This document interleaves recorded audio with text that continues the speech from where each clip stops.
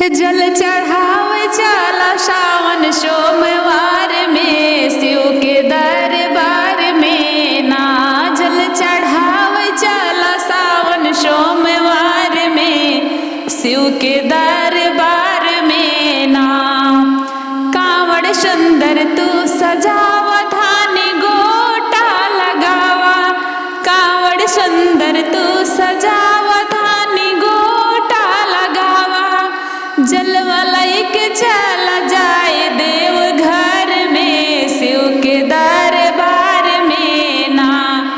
जलवा लेके चला जाए देव घर में शिव के दरबार में ना। जल चढ़ावे चला सावन सोमवार में शिव के दरबार में ना। भंगिया धतूरा लाई आवा बेल पत्र चढ़ावा। भंगिया धतूरा लाई आवा बेल पत्र चढ़ावा। जाके फूलवा लाई आवा फूलवार में शिव के दरबार में ना। जाके फूलवा लाई आवा फूलवार में शिव के दरबार में ना।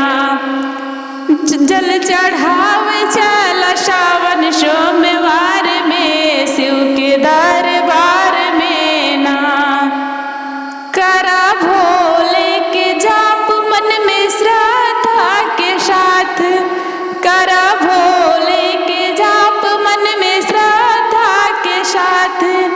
भोला पार लगे हैं भाव पार से शिव के दरबार में ना। भोला पार लगे हैं भाव पार से शिव के दरबार में ना।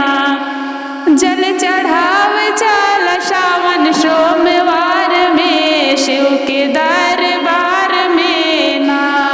गंगा जल के चढ़ाए भक्ति मन में हर्षाए। गंगा जल के चढ़ाए भक्ति मन में हर्षाए। कष्ट नाही आवे हमरे परिवार में शिव के दरबार में ना। कष्ट नाही आवे हमरे परिवार में शिव के दरबार में ना। जल चढ़ावे चला सावन सोमवार में शिव के दरबार में ना। जल चढ़ावे चला सावन सोमवार में शिव के दरबार